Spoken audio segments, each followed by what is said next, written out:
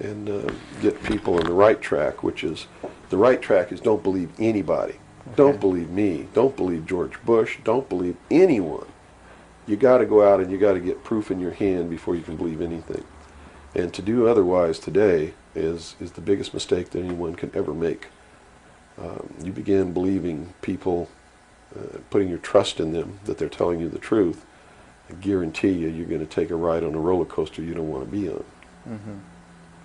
Now this controversy, and I say the very understatement controversy. Yes. It also is now extending, based on some things that you're revealing, into the Kennedy assassination.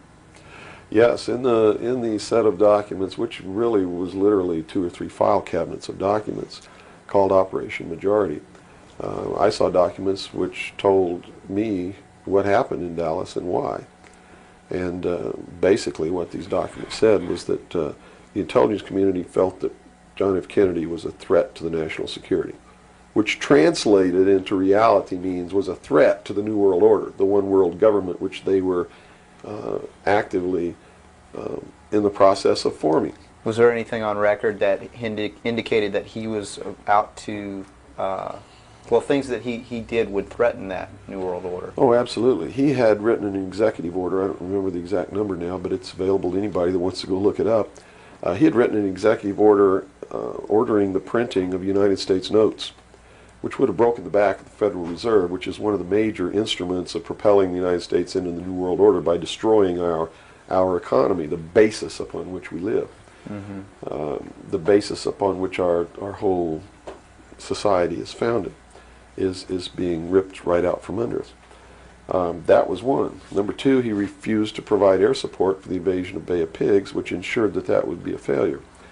He had threatened publicly on several occasions to disband the CIA and scatter it to the 1,000 winds.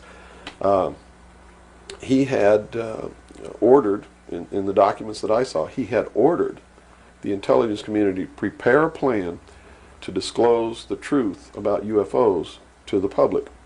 Now, I don't know what that truth was. Could be that maybe there are no extraterrestrials. But whatever the truth was, he had ordered a plan to be prepared, that disclosure was going to be done according to that plan within the following year. And the intelligence community consider that to be out of the question. And according to the documents that I saw, his assassination was ordered by the policy committee of the Bilderberg Group, which is really the secret world government, and was carried out by agents of Division 5 of the FBI, the Secret Service, the Central Intelligence Agency, and the Office of Naval Intelligence, of which I was a part, in Dallas.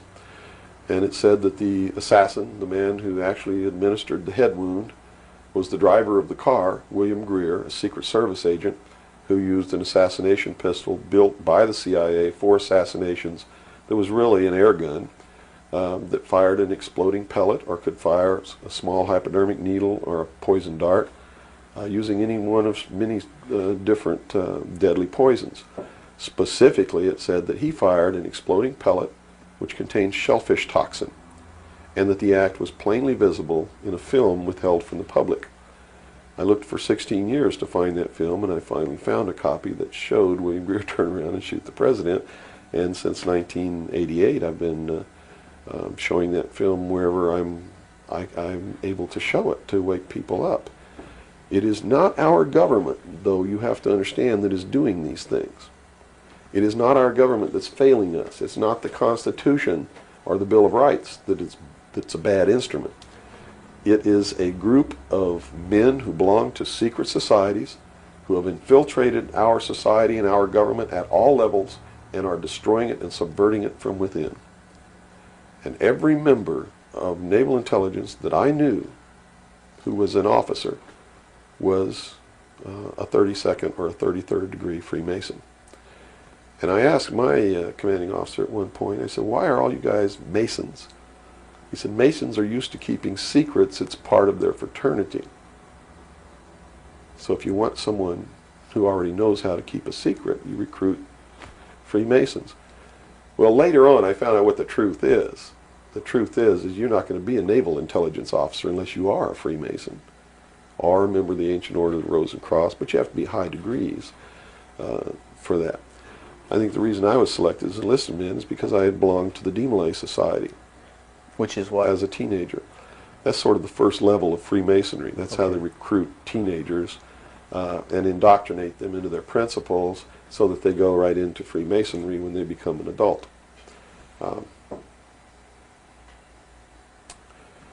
So basically that's the story. Yeah. Okay. Well, based on the information that you're revealing, which would seem to be equally or if not more of a threat than what Kennedy was originally planning on doing, is actually revealing the underlying cause of all of this. Why is it that you are here today, or how is it that you are here today and you're not, you know, conveniently taken away and put in a padded cell somewhere so that you can't speak of these things? Well, I really don't know the true answer to that question, because you would have to ask them to find out why they haven't done anything. But I can tell you this. I began to reveal information in 1976, and I was physically attacked on 2 occasions. My skull was caved in. That's what all these scars are here. On the second attack, I lost my leg. They visited me in the hospital. They had no intention of killing me. They were delivering a message to me. Shut up. And that was the message that came through loud and clear. And 2 men who identified themselves with identification cards, who belonged to the Defense Investigative Service, which is really the Defense Intelligence Agency, asked me if I was going to shut up or they were going to have to do it right. And I told them, I said, you don't have to worry about me. I'm going to be a good little boy for the rest of my life, and yeah, I'm going to shut my mouth. And I did for 16 years, kept silent until I saw this UFO magazine in a bookstore, which indicated that they had implemented the contingency plan called Majestic. But if you want to know what I think the reason is, I believe that there are several. One, they've had a plan that's been in force since the 40s to debunk, ridicule, destroy anybody who ever talks about these subjects. And the public has been thoroughly indoctrinated that if you talk about any of these things that I'm talking about, you're just another nut. So the public, by and large, doesn't pay any attention to it. So in that sense, I'm not a threat. If the president had come on television and said, hey, this is what's going on, then they would have listened and they'd pay attention to it. But people like me, they perceive me as being just another loony bin, fruitcake, nut, which I assure you I'm not. But that's the perception that they've been brainwashed into believing. And so that's what they believe. Number 2, I am so much in front of the public from the very beginning when I began to talk. And that's how I protected myself, or at least that's what I thought would protect me, and so far it's proven to be right, was that if I got literally in front of the public overnight, in front of a large public, that they wouldn't do anything to me because it would substantiate what it was that I'm saying. And they certainly don't want to do that. It would also create a martyr. And martyrs create tremendously dangerous political movements that they don't want that either. So literally within a 24-hour period, I spent $27,000 mailing a thick packet of information all over the world to people I'd never heard of, didn't know. We went down and got some mailing lists and just mailed this stuff all over the world. And so literally, when people opened these packages in their mailbox, and it was a perfect plan because they couldn't stop it. They didn't even know I was going to do it in the first place. And since we sent it all over the world, once it was out, there's no way they could retrieve it. At least no way that I can conceive of. So literally within 24 hours, I was a public presence. And people were asking all over the world, who's Bill Cooper? Is this true? Look what I got in the mail. And just literally flipped the world over on its ear. And I've been in front of the public ever since. So I think basically those are the reasons. They don't believe that the public's really going to listen to me, and so far that's been true. There is a small group of people all over the world who are awakening, who are beginning to understand that they've been living their life in fantasy land, and who are actively seeking the truth. But by and large, when the secret power structure says, as I've put in the first chapter of my book, right out of one of their own technical manuals, that a nation or world of people who do not use their intelligence are no better than animals who do not have intelligence, and thus are stakes on the table by choice and consent, they're absolutely right about the majority of people. Mm-hmm. It's one of the things that has been an illumination to me, is that they're not always wrong. Mm-hmm. And many of their goals are the right goals, but the method that they're using to reach that goal is the wrong method. In other words, if you set out to create a perfect world where there will never be any more killing, but to reach that point, you kill 2 billion people, you have become what you're trying to avoid. Right. And it can't happen that way. Mm-hmm. If you want to create a world of peace, it has to be done by peaceful methods. Means. Yeah, if you murder someone to destroy a murderer, you have become what it was you set out to destroy, and thus it wasn't destroyed at all. It was perpetuated by that very action. And that's what these men are doing.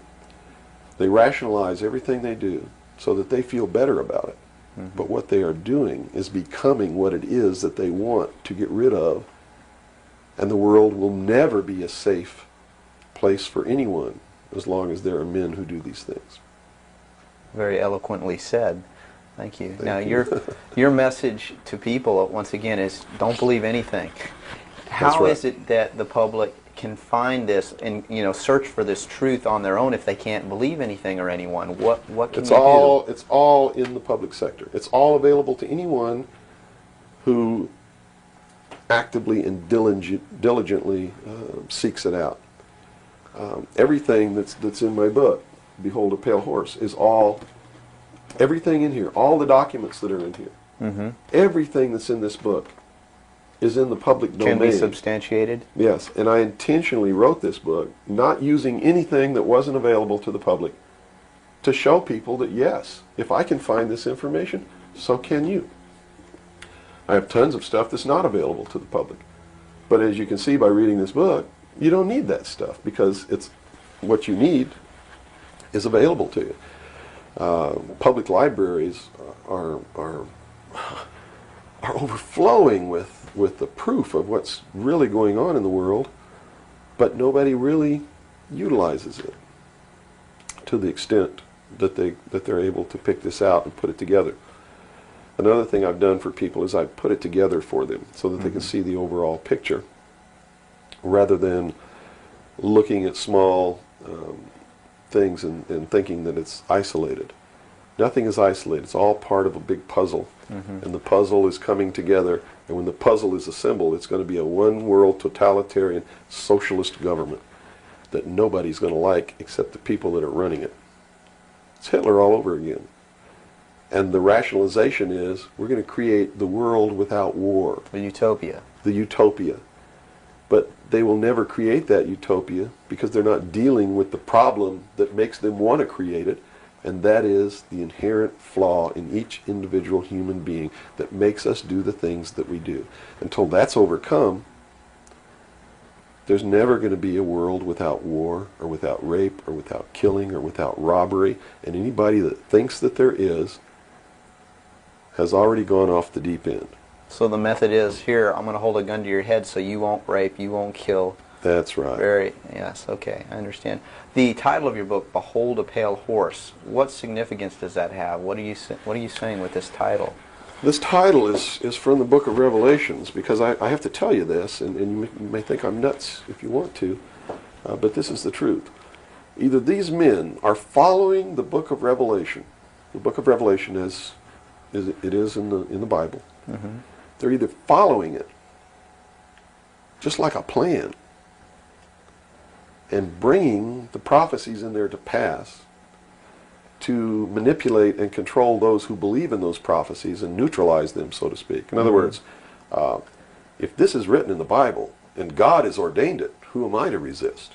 It must come to pass, so I'm not going to try to stop it. Okay. What a perfect way to neutralize the opposition right off the bat. Or there really is a God, and what he said was going to come to pass is coming to pass. And I named this, Behold a Pale Horse, from chapter 13 of the book of Revelations. The fourth horse the fourth horseman of the apocalypse is the pale horse. And I looked, and behold a pale horse, and his name that sat upon him was Death. And hell followed with him, and power was given unto them over the fourth part of the earth, to kill with sword, and with hunger, and with the beasts of the earth. And that is taking place now today. The fourth horseman is riding across the world now. That's what AIDS is all about. That's what all these little brush fire wars all over the world are all about. That's what's happening. That's why cancer cures are suppressed. Is because they fully intend to kill a minimum of 2 billion people by the year 2000. AIDS is an invention of man. It is not a natural disease, and it has been implemented and placed into the population as a population control. And when they did it, they had the cure before they did it. Mm-hmm. And when they deem that enough people have died or been killed, they will say, we have a cure for AIDS. And everybody will be called to report to some place to get an inoculation, which is going to do two things. One, it's going to stop AIDS in its tracks. And number two, it's going to implant a device which will be able to be used to track each individual person and maybe even to control those people. And that's what the pet implant program is all about. It's not about finding lost pets. They don't give a damn about pets, and they would never put a satellite in orbit to find a lost pet, but yet there's a satellite up there that they're using to find pets that have been implanted with these devices. They're testing this program on pets that's going to be used in human beings. And in the Los Angeles Times in 1989, they ran an article. It was 10 forecasts for the coming decade, was the title of the article. I have a copy of it in my research center. And number 5, I believe it was number 5, in those 10 forecasts for the coming decade was chemical or electronic implants to control individual behavior on a 24-hour basis, unquote. So it's not hidden at all. It's there for anybody who wants to look. But nobody's looking. Nobody's looking. They believe, and I believe that they're right, that the biggest danger to mankind right now is man himself, population. A study in 1957 told them that by 1990 the world population would double in 33 years. Can you imagine that? The world population of human beings doubled in 33 years. Mm-hmm. And they knew that it's an exponential doubling. Throughout history, every time it's doubled, the interval has gotten shorter. So that was 33 years. The next doubling will take place in approximately 28 years. The next one after that, approximately 24 years. Can you imagine if the world population doubles again in 28 years from 1990? In other words, in the year 2018, the world population doubles. And we're having problems with food supplies and timber and clean water and clean air now. And then after that, it doubles again in another 24 years. That's why they created AIDS. Because they didn't want to have to go around the world and say, you, and you up against the wall, you've got to die today. And shoot them. They did it in a manner to where they could target what they consider to be undesirable populations. And I want it very clear that I don't agree with them on this. They specifically targeted blacks, Hispanics, and homosexuals for complete eradication. And AIDS is really going through those populations, and it's really doing a number on blacks, Hispanics, and homosexuals. That theory has made news. I've heard that before, and, well, and it's this been isn't a debunked theory. very clear by the public, saying, "Oh, that's ridiculous." But you're saying that that may indeed be the case. It's not ridiculous. I actually saw this in documents, and the project name was Project Naomi. MK Naomi was the name of it. It was a CIA project. The AIDS, whatever causes AIDS, whatever that turns out to be, according to those documents, was developed at Fort Detrick, Maryland, under a CIA project called MK Naomi. It was financed by $10 million for the Department of the Army's biological warfare programs. It was carried out, supervised by the CIA, carried out by scientists who worked for the Special Operations Division of the Department of Defense. And it's doing its job. And would you assume if AIDS doesn't work, there's a contingency plan for that even? Well, I think that they have other things out there working concurrently.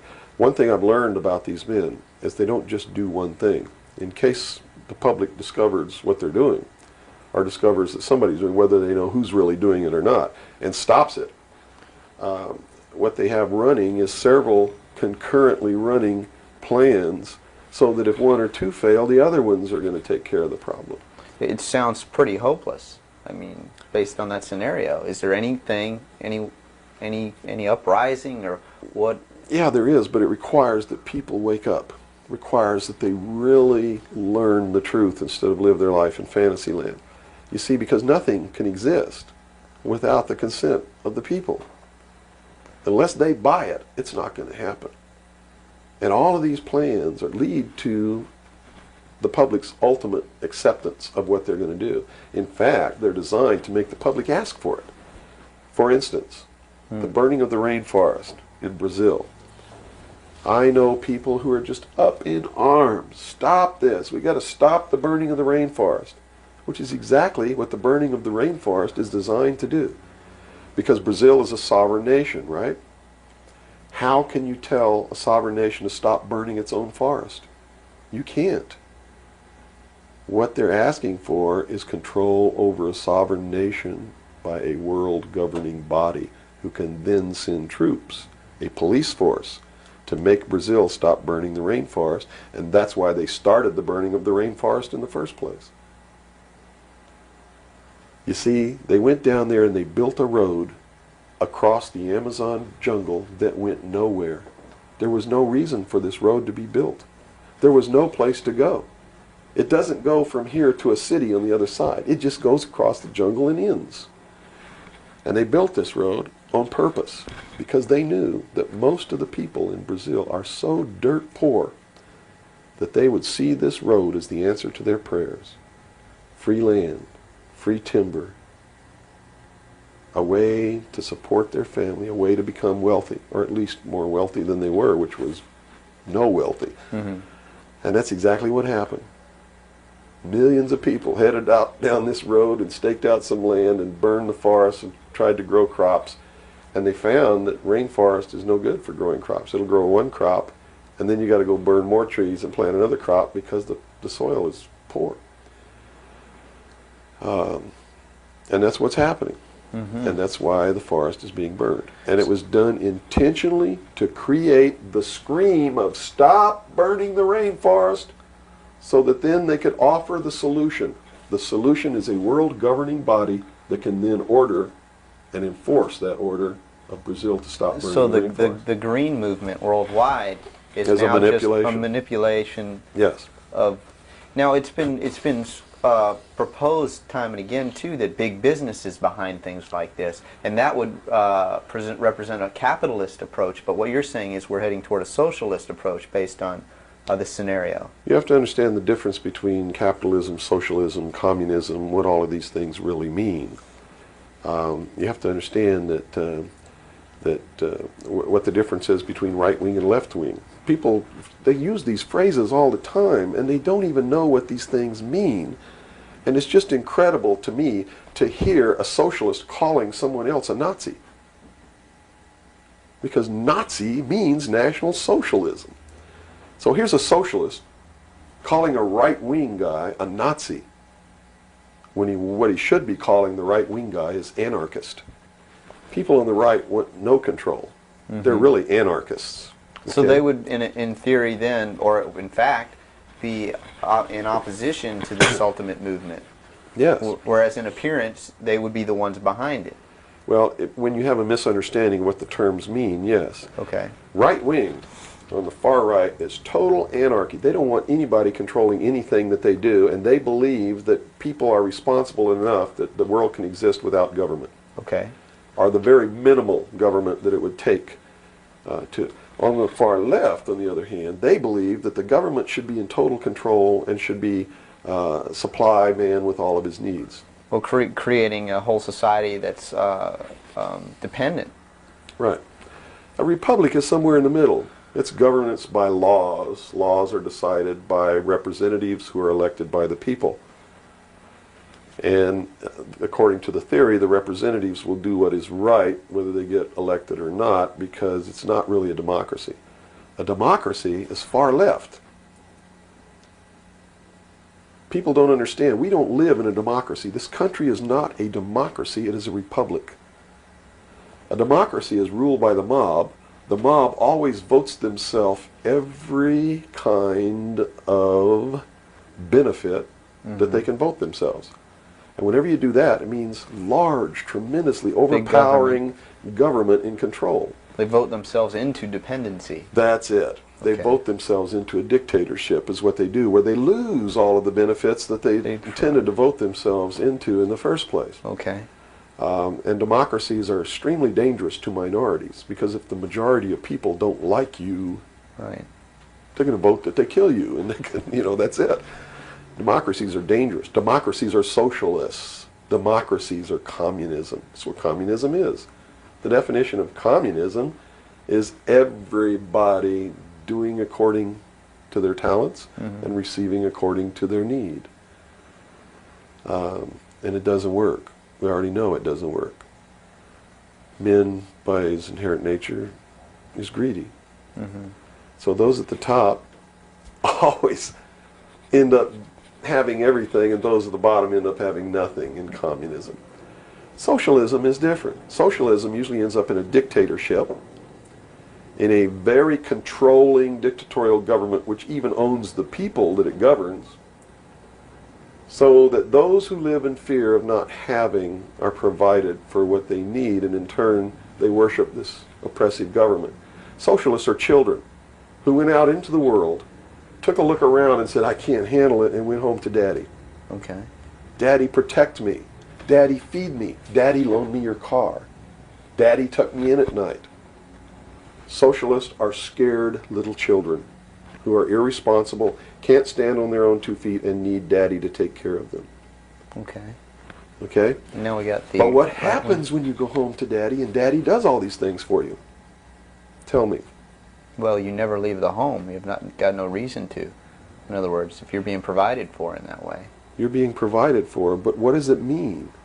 Doesn't it mean that you have to do what Daddy tells you to do? True. Doesn't You're mean you have under to be his in rules. when Daddy tells you to be in. Doesn't it mean that you can't drive the car to the next town if Daddy tells you you can't. Doesn't it mean that if Daddy tells you to take out the trash, you better take out the trash? Are you beginning to understand the concept? When you ask for favors from Daddy, you have to give up freedom in return. Right. Okay. So socialism always leads to repression of liberty, freedom, equality. All of those things fly out the window so that you can have free health care, so that you can have a place to live but you don't have to pay the rent, so that you can have food given to you by the state. And that's where we're headed. Right in this country right now, we're almost totally socialist, and now people are screaming for a national health care policy, Right. health care insurance. Now, the other aspect, once again, I'd like to go into is the anarchy or the right wing, which we just into that similar. Anarchists believe that they can be responsible, that they won't hurt other people, Okay. that your freedom never ends until it begins to infringe upon someone else's freedom, and that no one should have any control over that there should be no speed limits on the highways. The problem is that, again, just like on the socialist side, you have people over here that are human, and human condition means that ultimately somebody's not going to be responsible, that they're going to drive too fast when they've had too much to drink, and they're going to kill innocent people. The answer is a balance. You know, the law of the universe says this. It's a law of physics, really, and everybody can understand it. For every action, there is an equal but opposite reaction. There can be no good unless there is evil. There can be no man without a woman. You understand the concept? Based on that, the theory of a utopia here on Earth is corrupt right away. Absolutely. It goes against the laws of physics. It goes against the law of the universe that there must be two opposing forces all the time in every instance, because that's what makes the universe work. That's what makes everything work. What we need to do is stop trying to go way over here and establish some utopia of freedoms, are way over here to establish some repression of freedom so that we make sure that we got something on the table to eat, and strike a balance between the two that works. And stop withholding information. What makes it difficult for anyone to succeed or live, or for us to really come together and have peace in this world, are all of these people who think that they are the guardians of the secrets of the ages and have only them have truly mature minds, so only them are worthy of knowing the secrets and the real science and the real metaphysics and all of these things. So they repress it and they keep it secret. So the rest of us live out our lives and we don't know the truth of what life is really all about. Therefore, we're always stumbling over each other and getting in each other's way and doing the things that we profess that we don't want to do. Simply because we don't have access to the truth. If we had access to the truth. Now, I got to tell you this. Back when these men first began establishing these societies, these mystery schools, and suppressing information, the common man was uneducated, did not have an intellect capable of understanding these secrets. They were really beasts of burden for the most part, and they lived their whole life in toil. Right. But things are not that way now. Most people have a good education. They have a good mind. They're capable of understanding if they're taught, and if they're taught correctly. And I think it's time to teach people what the truth is and quit hiding it, so that we can come together as one humanity and make a balance and live together in a balance. You know, evil's never going to disappear, neither is good. But we can maintain a balance and life can be good. Instead of swinging back in this tremendous battle between these two opposing, radical, extreme ends of the scale. That's got to stop. I've never understood why somebody would join together in this band of people and call himself a Democrat and not vote for anybody else if they're not a Democrat. That concept is beyond my understanding. And Republicans and Libertarians and Populists and Communists and Socialists and this and that, and blacks and whites and Indians, and there are so many sects and groups and segments, and we're so fragmented that getting together is going to really be difficult. But we've got to do it. Because if we don't wake up and do it ourselves, these men who meet in secret and plot the manipulations are going to do it whether we want it or not, and they're going to do it at the point of a gun. And they're going to take away everybody's freedom because they don't consider us responsible. Capable of having that freedom. Are capable, or even of using our intellect. So they'll put us in shackles and control us and force us to be peaceful. That's what the plan is, and that's what the New World Order is all about. Well, we've run from UFOs right to this. And at first, a person might watch this and say, wow, this is really strange. But where we've come down to, based on that beginning, is quite in the realm of common sense. Well, it's not strange at all. It's what they've been trained all their life, that if they hear these buzzwords, they're listening to some loony idiot talk, and it has no substance to it. Once they get into it, though, and begin to understand that everything is interconnected, it's leading us toward one end. A one-world totalitarian socialist government, and begin to see it coming to pass all around them in their life, and understand that nothing happens by accident. It's been planned for many years. Then they begin to understand that UFOs play a big role in this. Because if they're real, it's the most significant thing that's ever happened in the history of man, and may be the driving force behind locking up the human race. Because how could a UFO land in a place like Macon, Georgia, and somebody who doesn't look like us get out, walk down the street? And I'm not trying to insult the citizens of the state of Georgia. What if they landed in Newark, New Jersey, and got out and walked down the street in a society that kills people because they sit in the wrong seat on a bus? I'd assume now that they'll know about us. Of course they will. They probably already know about you if you've been exposing the truth on your show. Would you assume that our phone lines would be bugged at this point? I don't know. I doubt it. They don't really consider you to be a threat unless you develop a large political following. Oh, okay. So, unless you have a large political following, you're not considered to be a threat to them. Not yet. Okay. Because they figure that the people are too stupid to listen to you anyway. And generally, they're right. So we're in the process of educating people then. Yeah. It's the best thing. Education is 60 or 70% of the battle. Yeah. Because people automatically begin to do the right things once they learn what the truth is. They're Robert, educated you to it. said-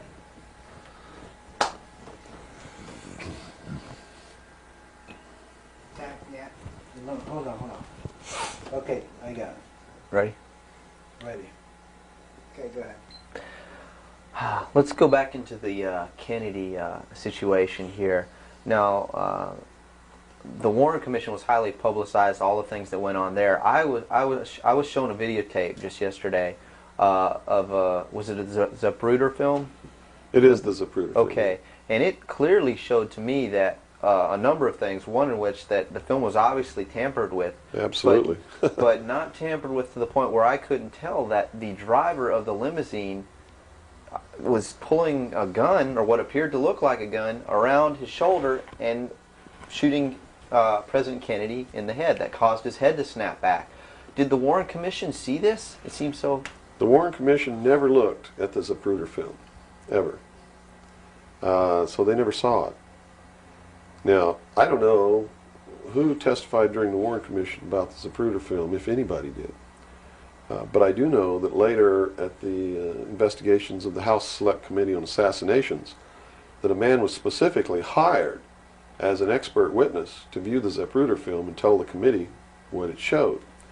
And that man's name is Robert Groden. He wrote High Treason, which is a bestseller out now on the Kennedy assassination. And he was one of the many so-called technical experts for the making of Oliver Stone's film called JFK. He's also a fake, a fraud, a traitor, a liar. He was hired by the House Select Committee on Assassinations based upon his resume, which says, very simply, that he is the world's foremost #1 photo analyst, which is a lie. He never went to school in photography. He never was a photographer. He never was a photo analyst. And I got to tell you right now that the world's #1 foremost photo analysts are all come out of the military intelligence community, who are trained to interpret high altitude photography and learn what really is there. He never served in that capacity either. He looked at the Zapruder film and he told Congress, he told the committee in testimony, he testified, both in written and in verbal form, that William Greer never took his hands off the steering wheel. And that's a blatant lie. I mean, anybody can look at the Zapruder film and see that William Greer takes his hands off the steering wheel. And even if you couldn't see it, if they cut out the frames, you can still see that William Greer, if this were the seat of the car, is turned all the way around with his right side against the rear cushion of the front seat, looking directly at President Kennedy in this attitude, and it is a physical impossibility to have both hands on the wheel in that attitude. So we know that Robert Groden, #1, was not who he said he was, had no expertise to be doing the job that he was hired to do.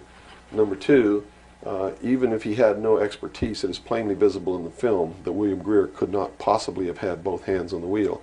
So we know that Robert Groden didn't make a mistake. We know that he intentionally lied to deceive Congress and thus the American people. And what's real strange about it is he's been very active in the research community, supposedly exposing the assassination of President Kennedy. But if you look what he does, he is constantly coming up with new theories, supposed new evidence, most of which is fake. And in his book now, High Treason, he makes a statement that Kennedy was probably hit from the front and the rear at the same time. His job is to keep the American people confused and propagate the lie that our government is no good, that it's our government who assassinated John F. Kennedy. And I'm here to tell you, it wasn't our government. It was the secret societies known as the Illuminati, the Knights Templar, the Freemasons, who assassinated John F. Kennedy. And the proof is right there for anybody who wants to see it. William Greer was a Freemason. number one. He was the Secret Service agent who shot Kennedy. Number two, in Dealey Plaza, there's an obelisk, a monument commemorating the location of the first Masonic temple in the state of Texas. Dealey Plaza is on the 33rd parallel, which is one of the sacred numbers in Freemasonry. He was assassinated in a manner that assured the greatest flow of blood, which is called blood atonement, which was practiced by Freemasonry in the early days and supposedly is not practiced now. But in reality is the method of choice of execution, trial and execution by Freemasons. The Bilderberg group that orders his execution is the Supreme World Council of Freemasonry and consists of 39 permanent members, which is 3 times 13, which is also the exact number of men who signed the Constitution. 39. You see, our forefathers were also members of this secret group, and this country was founded to bring about the New World Order. And it's all in the Great Seal of the United States, which was, and that the design of the Great Seal was made law in 1782. It's just absolutely incredible that the American people don't understand that groups of men don't get together and meet in secret and take blood oaths which say that they can be cut open and their heart ripped out of their body and their intestines scattered over the floor if they talk about the secrets. That's not a benevolent fraternity. That's a dangerous group of men. Grown men don't play games like that. They're serious. It's the secret societies who are bringing about the New World Order. They're the ones who killed John F. Kennedy. There's nothing wrong with our Constitution or our Bill of Rights. But Americans are going to be convinced that our government sucks.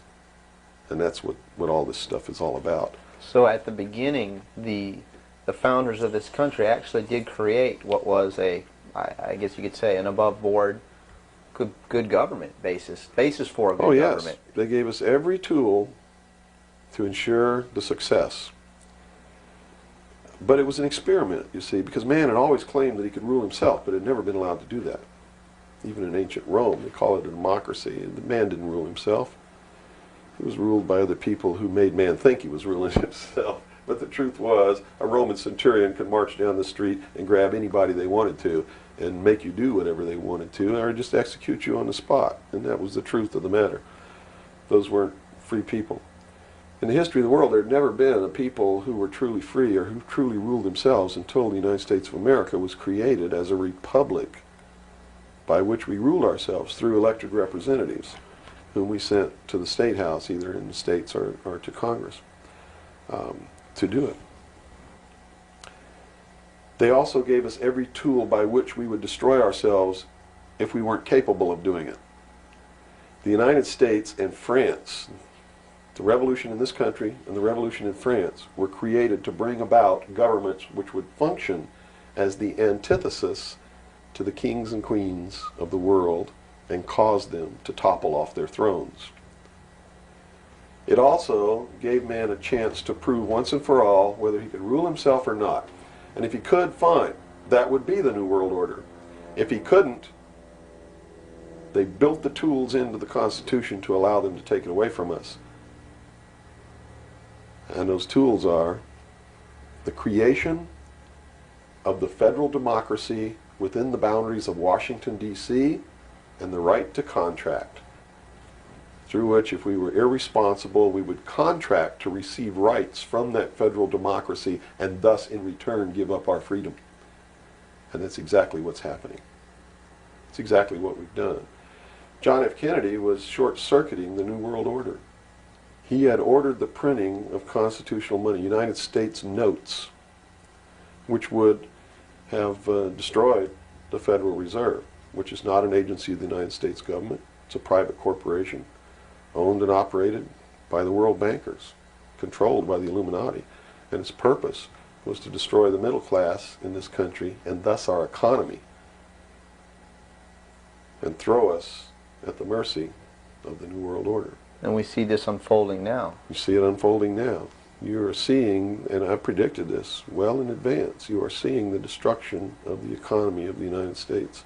And it will continue. It will not get better. It's downhill from here on out.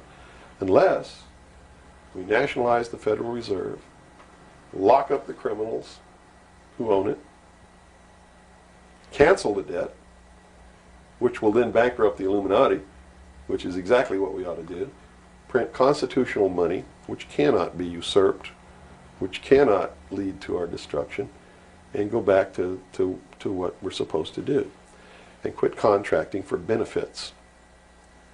We're escaping from the laws of nature, and there's a terrible consequence for that. Mm-hmm. Terrible consequence. We have to function within the laws of nature.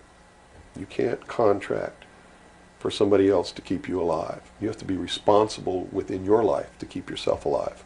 Mm-hmm. And if you can't do it, then you have to die. That's the law of nature. You see. Kennedy also did a lot of other things. I mean, he was a believer in the Bible. These men who are bringing about the New World Order don't believe in the God of the Bible. They believe in the God of light, Lucifer, the angel of light, who was flung down to the earth and became the Lord of the world. That's their God. That's why everything they do goes against what people know to be the right thing to do. They believe that man was held prisoner by a vindictive, cruel God named Jehovah in the Garden of Eden. And that Lucifer, through his agent Satan, set man free from the bonds of ignorance to which he was chained to the Garden of Eden, and thus brought the gift of intellect, wisdom, to man, and thus is the true benevolent God. And man, with his intellect and his wisdom and his knowledge, will create technology which will elevate man to the position of God. And all this is allegorical. Don't take the story literally, you see, because it's all allegorical. They believe that intellect, reason, is the light, is the true God, is what makes man God. And I'm not going to debate the right or wrongness of that, because who the hell knows.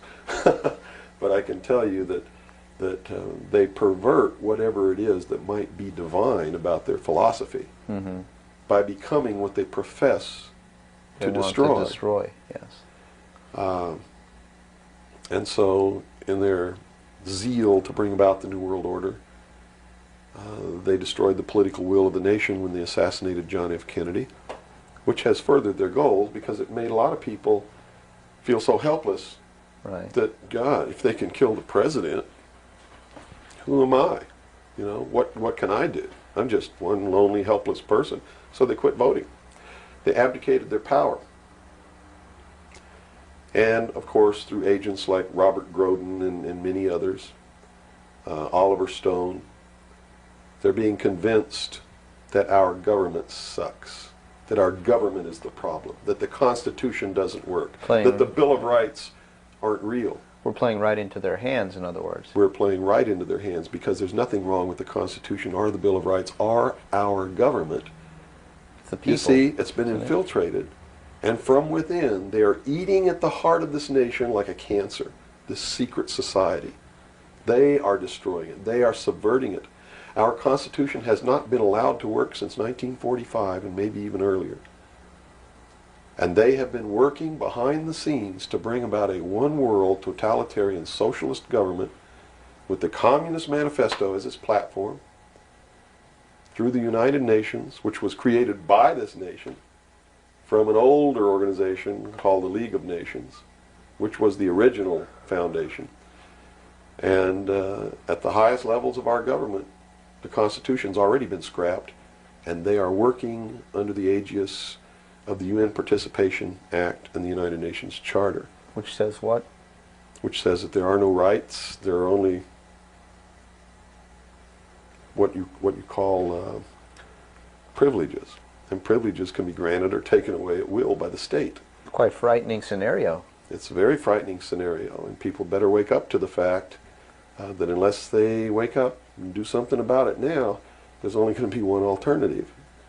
And that's either take up arms, restore the Constitution, and the blood will run in the streets of America, or reach down and put the shackles around your own feet and march off into slavery peacefully.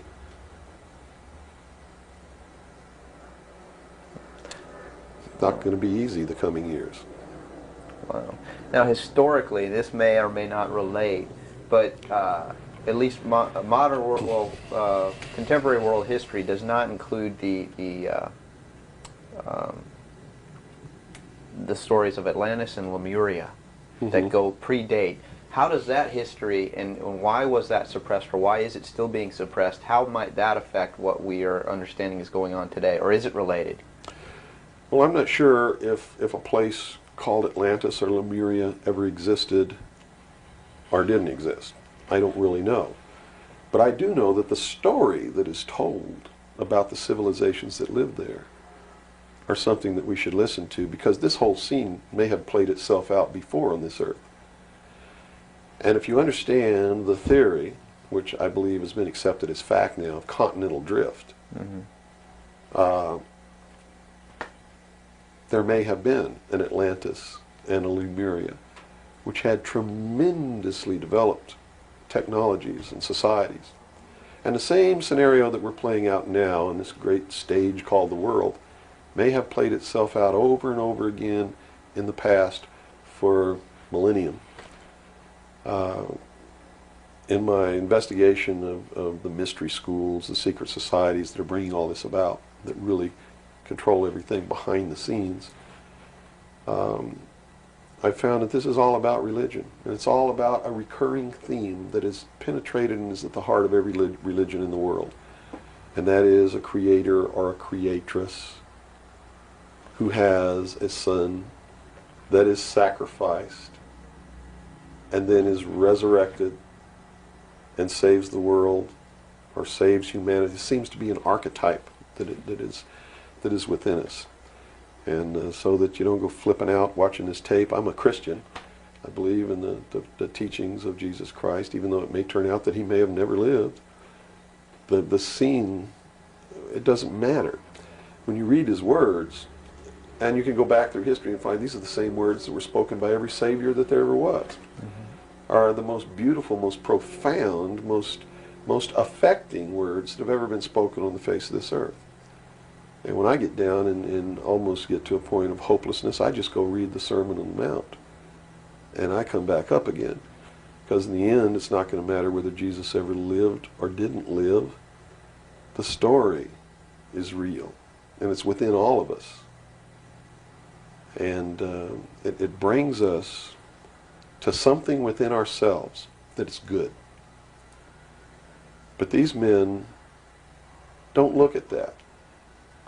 They believe that the end justifies the means, that these stories are just stories, and that the real meaning behind it all is that man can transcend his animal state through the realization of intellect and the overcoming of all of his emotions and feelings and morals, guilt, all of these things. And I just can't go along with that, because I believe it's our emotions that tell us when we're doing wrong. We feel it within ourselves. And a person without that capacity to feel when they're doing wrong becomes a sociopath, which is someone without a conscience, who really believes that the end justifies the means, and therefore has no pangs of conscience, nor no reluctance to murder someone who gets in their way. And it's extremely dangerous. Now, do these people recognize the continuity of life? In other words, you have told me earlier that they're after physical immortality. They believe that through their technology, man will become God. With the power of reason, through technology, man will himself become God. They will engineer, just like Hitler wanted to do, the super race who will live forever. And the concept is the same, and the men behind it are the same as Hitler was. When they killed John F. Kennedy, it shows you what kind of men they are, because they would not stop to kill anyone who gets in their way. And they've never stopped at it. Their goal, literally, to bring about the New World Order will be to kill approximately 2 billion people before the year 2000. AIDS is one method of doing this. There'll be many more.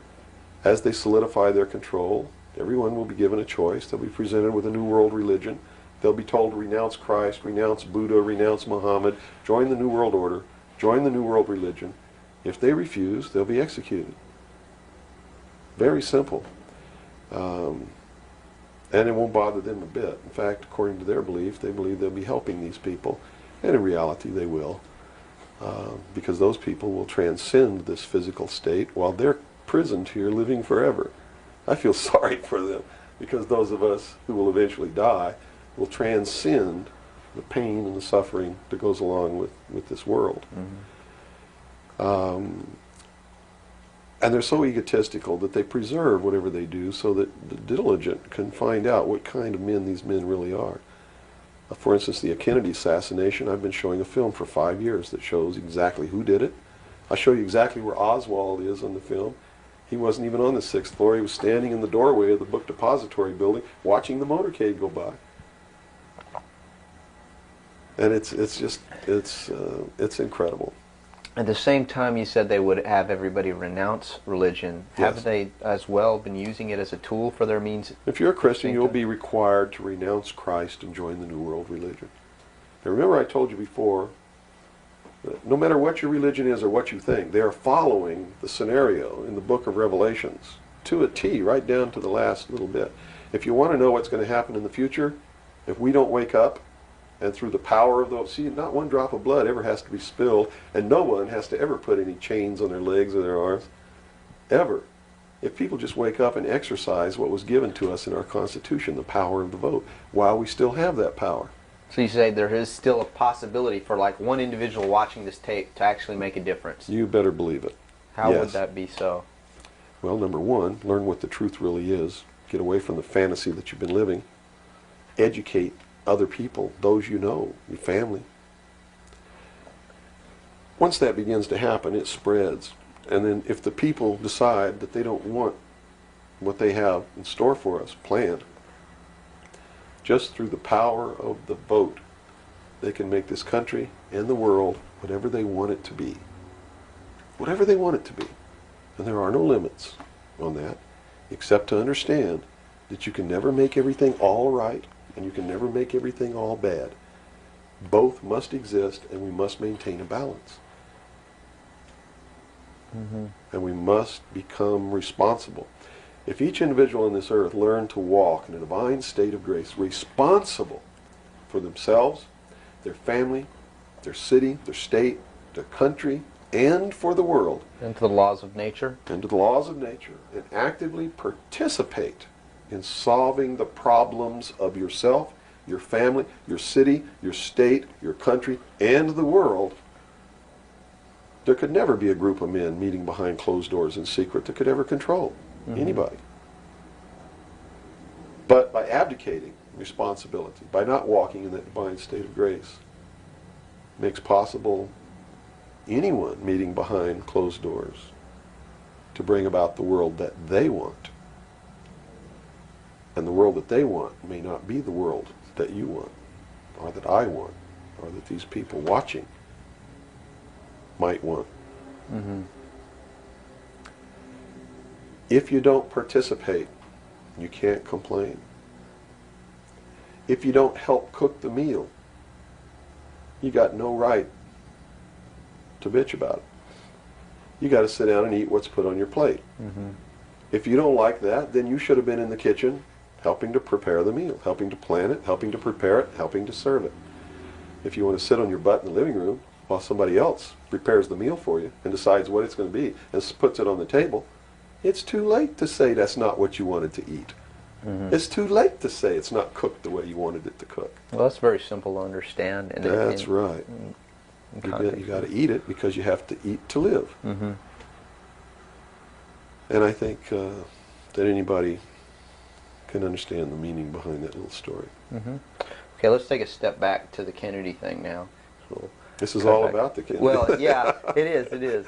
But just specifically about, once again, I want to bring up the film as well. Another thing that came to my mind when I viewed it is that the two Secret Service men, the driver and the person sitting next to him in the front, regardless of what they claim happened, obviously did not operate in a way that you were trained as a Secret Serviceman to protect the president. Shouldn't they have just driven that car right out of there, and the other guy should have done something to protect or look for who's shooting. You know, it just didn't seem to make any sense. How would the Warren Commission not? They didn't see the film, so I guess They didn't no one see was the brought- film by design, because if they saw the film, they'd have to be responsible for the decision that they made that Lee Harvey Oswald was a lone assassin. Okay. So I think they didn't see the film on purpose because they didn't want to have to be responsible for saying, Making hey, that look, decision. the driver did it, you know. They didn't want to make that decision. And in a letter that Lyndon Johnson wrote to the Warren Commission, he specifically said in the letter, you must quickly identify Lee Harvey Oswald as acting alone with no conspiracy so that America can get back to business. Was Lyndon Johnson acting on behalf of this secret society, or was he concerned of course. with? He had to know all about it and approve of it because he was going to be the new president. And the new president would be in charge of the investigation. How high see? up a government official do you have to be before you're briefed of this, you know, the total of all the things that are going on, the reality behind them? Well, you have to understand that nobody exists on a high level in government who's opposed to the New World Order. Nobody. Our government has literally been infiltrated. And there's a cancer within our government destroying it, eating it, nibbling away at it, hacking off its limbs. And you said this started in 1945? 1945 What was were the when events? the overt destruction began to occur, when Truman signed the UN Participation Act and the United Nations Treaty. It actually began long before that, when these secret societies began to infiltrate the government and appoint their members to important posts. Infiltration is easy. If one gets in, he can then appoint and hire others to replace people who are not members below him. So now we've had over 50, almost 50 years of this going on. At least. I believe that it started back probably 1913, 1917, when the Federal Reserve Act was passed, when the Council on Foreign Relations became a reality in this country. And you can, by diligent research and study, you can see when it happened, where it happened, who did it, and how it was done. It's apparent. When they say there's no conspiracy, I mean, we talk about a conspiracy. It started out as a conspiracy. But when they say today there's no conspiracy, that's not a lie. It's the truth. They're doing it right out in the open, right under our noses, and we're too stupid to know it, to see it. So it's not a conspiracy now today at all. It's right out in the open. They even published their plans. I mean, here Carter appointed Zbigniew Brzezinski as the National Security Advisor, who just wrote a book before he was appointed declaring himself a Marxist. I mean, you read that book, this man believes in Marxism. This man is a socialist. Not only a socialist, he's an international socialist. He's a globalist. His goal, stated in his book, is to destroy the sovereignty of nations and bring about a one-world Marxist government. Now, the Carter administration was one extreme, and then we came into the Reagan administration, yet Nothing changed. Nothing changed. What you're saying is that no matter what the political leanings, they seem to be playing the same game. As long as you're playing their game, it doesn't matter who you vote for, who you put in office. They all belong to the other side. They're in the pockets of the Illuminati. When you quit electing professional politicians, when you quit electing the guy who looks nice on television because he speaks good and he looks like the guy you wanted to marry or something like that, you're playing right into their hands. You know, they made it so impossible for another Abraham Lincoln to get elected to the office of president that it's a wonder that we even have a chance at all. We need to send people to Congress and to government who are going to clean house. Kick all the members of secret societies out of the bureaucracy. Lock them up. Try them for treason. Because they are traitors. So one thing that may help is term limitations. We must have term limitations, and it must be only one term. And forget all this nonsense that anybody goes to Washington and don't know what's happening. They don't know what's happening simply because they haven't taken the time as citizens to understand how our government works before they ever go to Washington. You see, it should be a process that starts in infancy. It works its way up. and everybody should be taking part in the government. Now, if someone came in to office with this kind of knowledge and with this kind of intent to really push these people out, would they not be eliminated immediately? Not if they have the people behind them, because what the people would do in one fell swoop, in one election, would elect people who've never served in government before, kick the incumbents out, send citizens to Washington. And here's the way it has to be done. You know, right now, you don't even pay your congressman. You know who pays your congressman? The federal democracy of the District of Columbia. The federal government pays your congressman, who's supposed to be representing your state and you. The federal government is a foreign country to your state. Why should he represent you? Not only that, but he moves to Washington, D.C. He maintains a residence here, but he doesn't live here. And as long as you re-elect him, he continues to live in Washington, D.C. forever if you keep re-electing him. So they lose all touch with what's back here. They're paid by a foreign government, the federal government. They're not paid by the sovereign state of Georgia or by you. They have to be paid by you.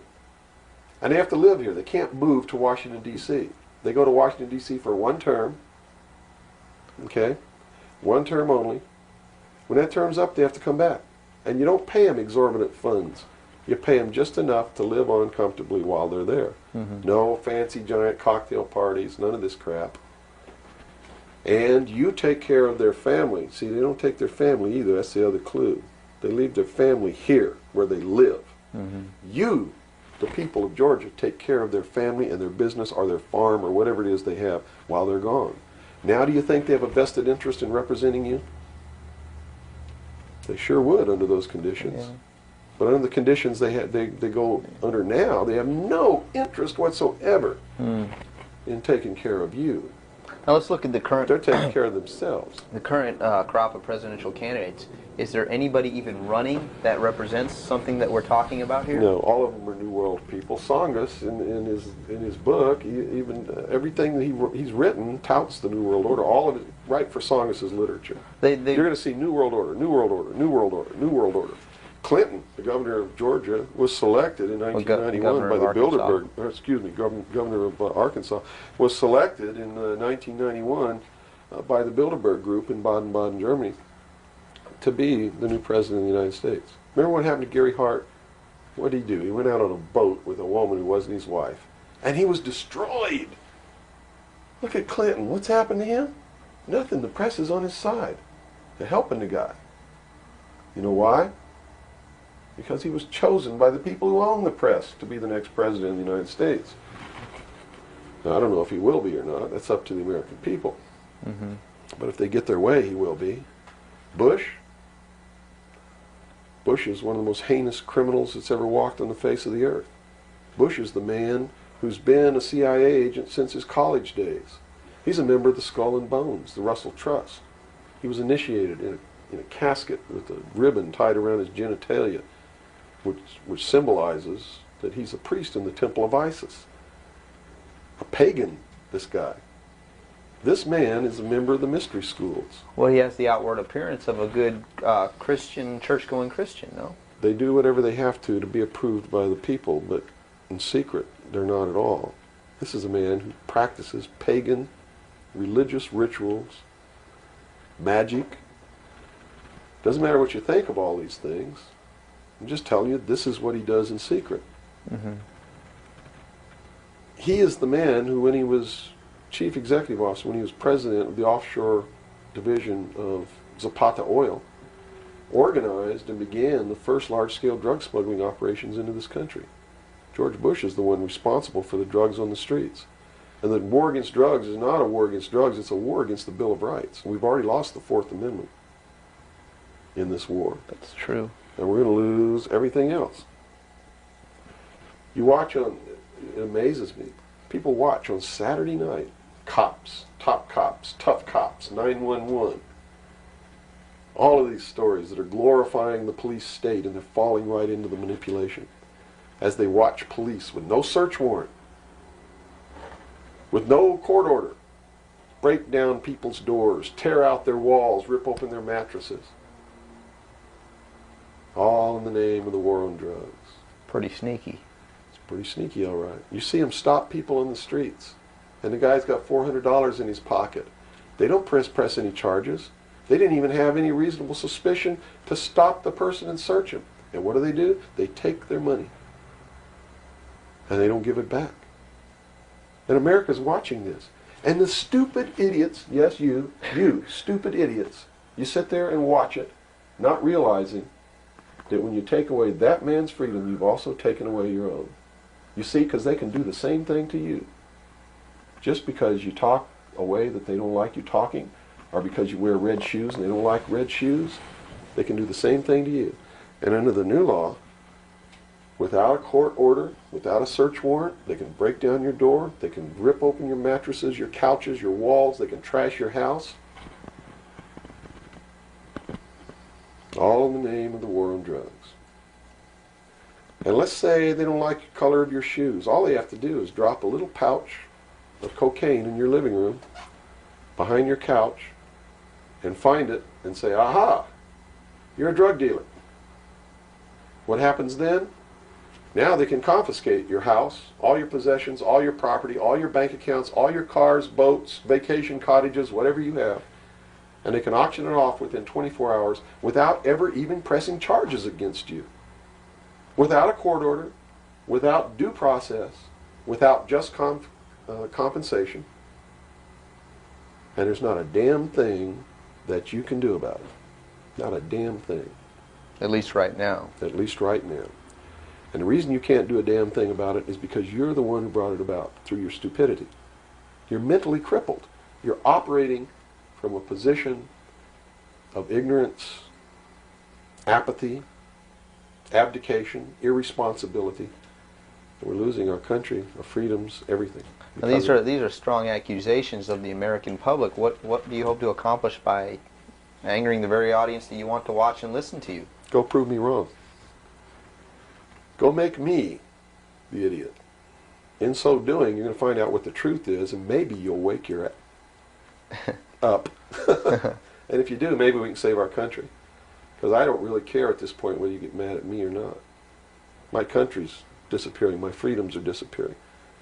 My daughter's going to live as a slave in the New World Order if you people don't wake up and help me. So, if I had a 2x4, literally, I would smack you upside the head with it. I don't care if you get mad at me. It's beyond that state. You know, I'm willing to put my life on the line. Why would I care if you get mad at me? Mm-hmm. You know? People say, well, don't you feel threatened? Don't you feel like your life is in danger? Are you kidding? You're the people who sent your sons and daughters to fight an illegal, immoral, unjustified war in the Middle East? And that didn't bother you a bit that they might have got killed over there? And you're worried that I might get hurt or killed? Right here, really defending my country? Really fighting in defense of the Constitution? Right. You brought up the Persian Gulf War. That's something that's still on a lot of people's minds. Based on what you're saying, what was the reason for that war? They should feel really guilty. They should feel really bad about that. I mean, what about a Saddam Hussein that everyone seems to agree is you know, the evil man here, that we had the right to go in and punish, destroy, or whatever? Well, it's funny that the man who purported to want to destroy Saddam Hussein was the man who really built Saddam Hussein when he was in the Central Intelligence Agency. We have been building up Saddam Hussein's arsenal. His technology comes from us in the Soviet Union. We built him up to create that war. We did it for a purpose, and the purpose was, look at this. If George Bush knew what he was doing, how come he didn't know what he was doing? Here's what he said. We've got to send troops to the Middle East because we can't afford to pay $26 a barrel for oil. That's on tape. Next he comes out and he says, no, it's not about the price of oil. It's because Saddam Hussein's not going to stop at Kuwait. He's going to go into Saudi Arabia, and those are our friends, our buddies. So we got to go defend Saudi Arabia. And then James Baker says in a press conference, nope, it's not about Saudi Arabia. It's not about $26 a barrel for oil. It's about jobs. Folks, we're going to get you a job, and to do it, we're willing to kill your sons and daughters. Yes, sir, we're going to send them off to get killed so that you can have a job. Prosperity. That's what it's all about. Well, what was the actual scenario if we hadn't have gone in? Well, see, that's not the end of it yet. Then George Bush comes out and says, whoa, the White House is flooded for telegrams. They don't want their sons and daughters to get killed for a job. It's not about jobs. It's about naked aggression. Yes, sir, there's a little Hitler over there called Saddam Hussein. Yeah, And raping. we're going to go destroy him because the world doesn't need another Hitler. Never mind Pinochet in Chile, who's another Hitler. Never mind all the other Hitlers in the Well, world. was that Never about- mind Tiananmen Square. Well, then then people would say, well, the American government's not interested in that because money is not in it's the oil here. We're talking about money. No. So you're saying it's not even that. No. They've been planning this war for years. In fact, Arco Press wrote a book about it. The name of the book is Rapid Deployment Forces. It was published in 1985. It names Kuwait as the country. It talks about Operation Bright Star, where they've been practicing the war every year since the early 80s. Sending troops over there practicing the war. Liberating Kuwait. It's even named in the book. The whole thing was spelled out years ago. What it was all about was to establish the New World Order. You see, because for the first time in the history of the world, it's established the legal international precedent Of that the the UN. United Nations could pass a resolution and send its police force to enforce that resolution, and that the member nations would have to pay for that action. And George Bush said it very clearly, but nobody was listening when he said, no longer will any nation stand against a world united. And with that action, he established the legal foundation in international law that the United Nations is now legally and overtly the one world government, and that the United States military forces and the other forces that were sent by other countries were established as the one world police force under the United Nations. Have you seen the new Air Force uniforms yet? Nowhere on them does it say United States or U.S. They are United Nations uniforms. Go look at them. What role in the Middle East again does Israel play in this? Israel was created as the instrument to bring about the Battle of Armageddon and the fulfillment of prophecy. A war that will be so terrible, where nuclear weapons will be used, so that the American citizens and the other people in the world will get down on their knees and beg for no more war. And what is the answer to that? They're going to be told the only way we can guarantee no more war is if we destroy the sovereignty of nations and we come together as one humanity in a one world government. Right. Now I'm telling you, unless the American people wake up and stop it, starting in about 1996, the Battle of Armageddon will become a reality. And Not because two nations got mad at each other and decided to fight, and that's why Saddam Hussein was not destroyed. He will be the instrument that will bring that to pass. Right. Yeah, they purposely Saddam did not Hussein- go in and do that. Saddam Hussein will be portrayed as the Antichrist. Babylon is in Iraq. Read the book of Revelations. Whether you believe in the book or not, read it, because the They're men playing who are it. bringing this about are using it as their script. Well, the UN did indeed charter Israel as a sovereign nation. They were the ones who created this state. That is correct. It was really created by Great Britain and the United States, with the United States being the major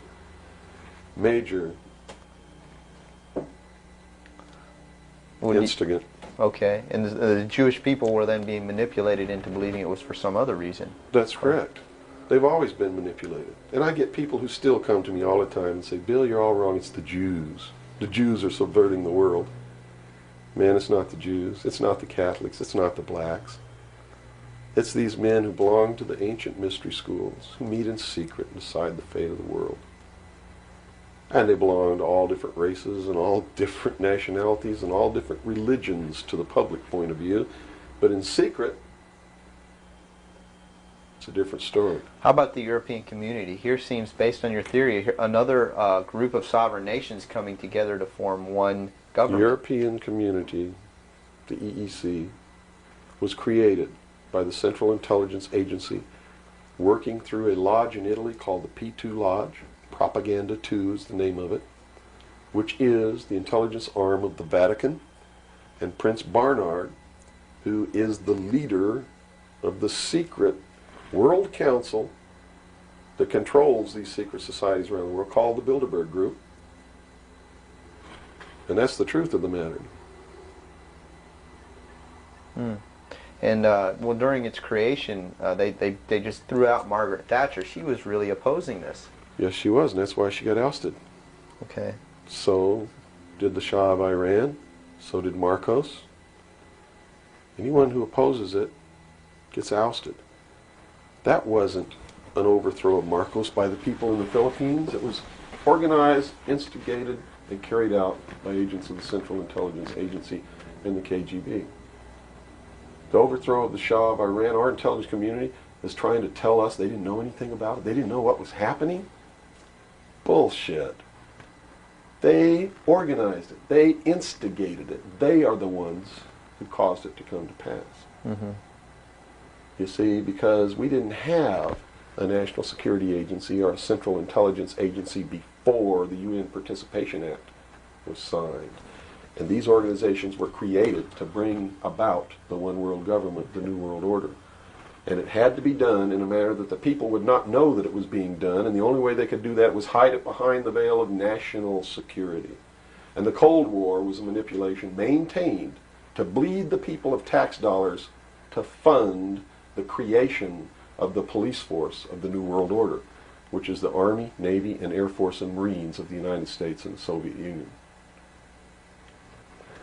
And the people didn't rise up in the Soviet Union and overthrow communism. It came from the top down because it had to be done. There has to be a bringing to the same level of all the peoples of the world to approximately the same political viewpoint, so there's not big disparity in order to be able to justify the merger of all these countries together. Well, who now is ruling the forces of the former Soviet Union? You have Yeltsin in now, as Gorbachev supposedly went down, but we're not sure about that. Well, let me tell you this. From the beginning, there was never any war between the United States and the Soviet Union. It was created by those at the top to fund the New World Order and the New World Order's police force. At the highest levels of all countries, they all belong to the same club. And we, the people, sit back and we watch this grand drama which is being played out for our benefit, not theirs.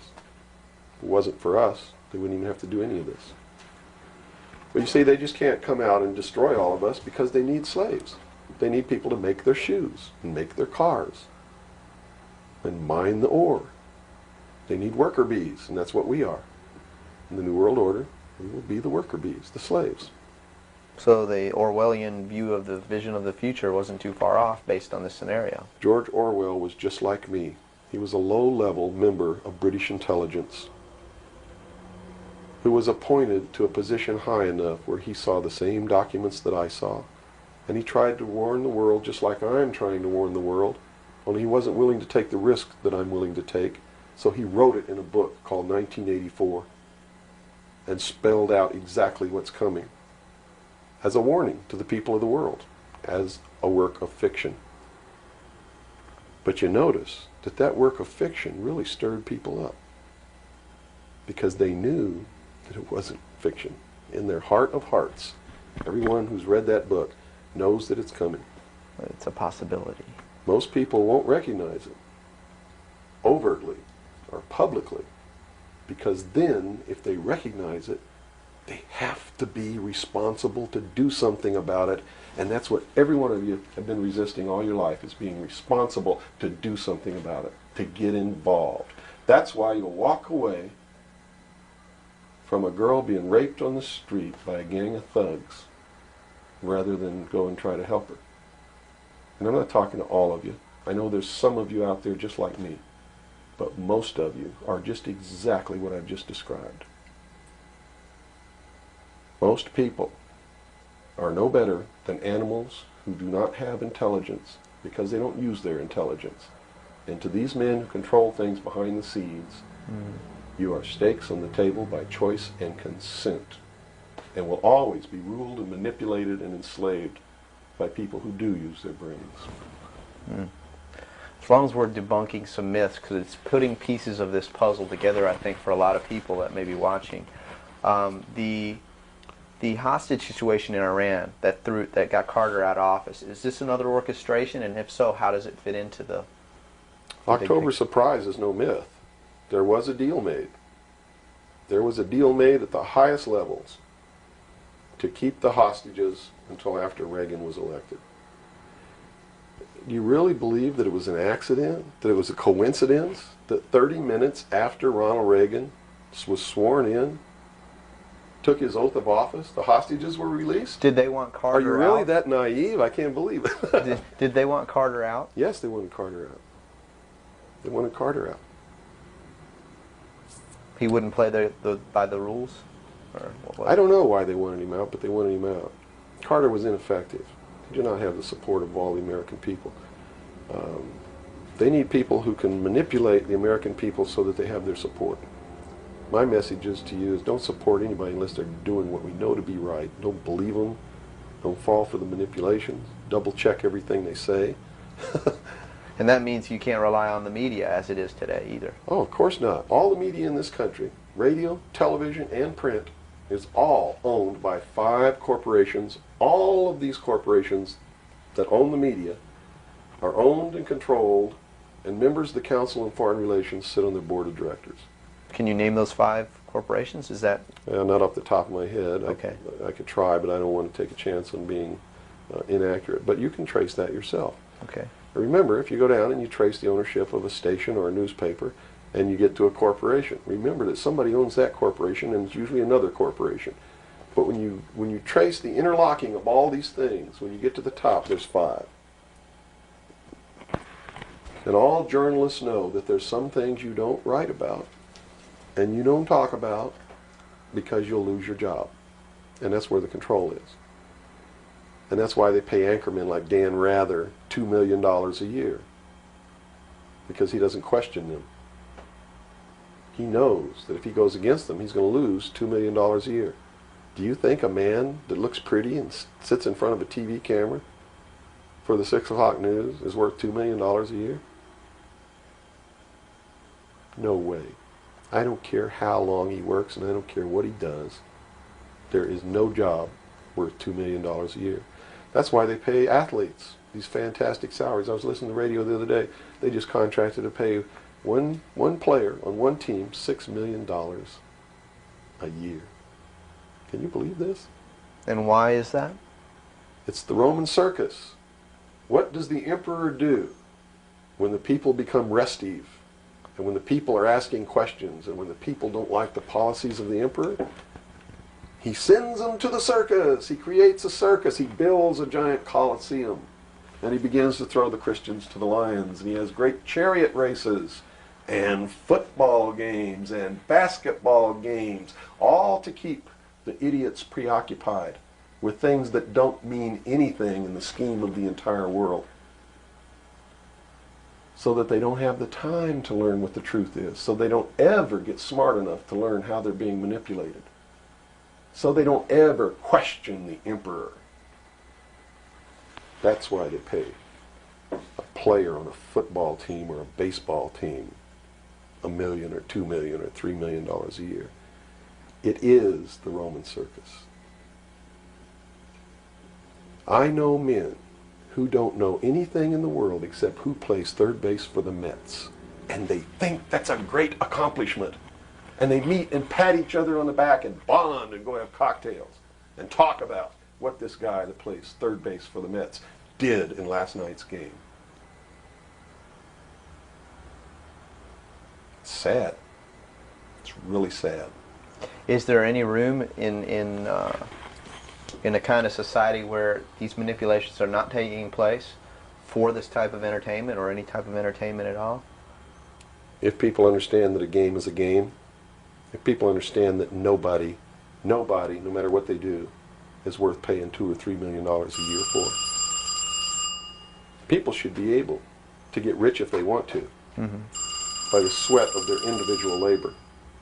Okay? By going out and doing something for the world. Not by taking people's minds away from the emperor. It's a game. Football's a game. Football's a game. But let me tell you something. when 150 of the most powerful men and women in the world can meet in secret in Baden-Baden, Germany, and plot the fate of billions, and nobody even cares about it. But 6 football players go to lunch together, and it's in the headlines across the country. You have a reflection of the society in which that exists. And it is a sick society that is doomed to self-destruction. So based on that scenario, there's some truth into what these men are looking at. Absolutely, and that's what makes me so sick, is that I'm trying to wake up a people who on a daily basis are proving the ones that I'm warning them about to be right. Mm-hmm. Well, so that even though a minority, there are people out there that you recognize are awake to this, if they don't do something about it, they will lose that ability to be free in that way. That's correct. Whether they might think, well, I don't need to worry about it because I know what I know and I'm fine. That's it doesn't right. work that way. There's Yes. a connection here to everything. That is correct. That is absolutely correct. A nation of people who are willing to send their sons and daughters that they profess that they love to a foreign country to die, and they use the excuse to themselves that they're sending them off to defend our country, and they know damn well that's a lie, are doomed. It's funny, there's a parable, you said Ben Franklin earlier was even a part of this. Yes. A parable of Ben Franklin, I don't know if you're familiar with it. He paid too much for the whistle. He came up when he was a young boy. Are you familiar with that parable? No, go ahead. When he was a young boy, he was given an allowance.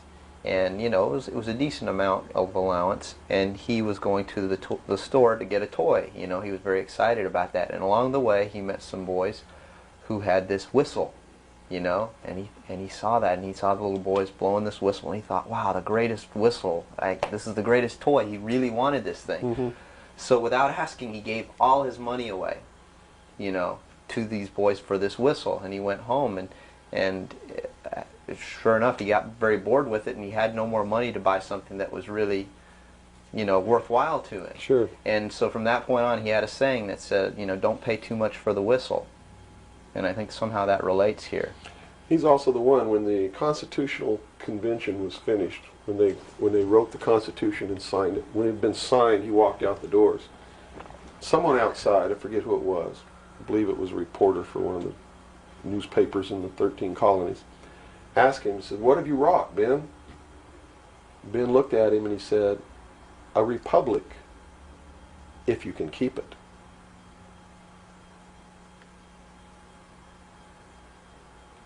He knew. He did. And that's a good place to end. Yeah, I think so. That's a great ending. Wow. Good job, guys. All right, Bill. Yo.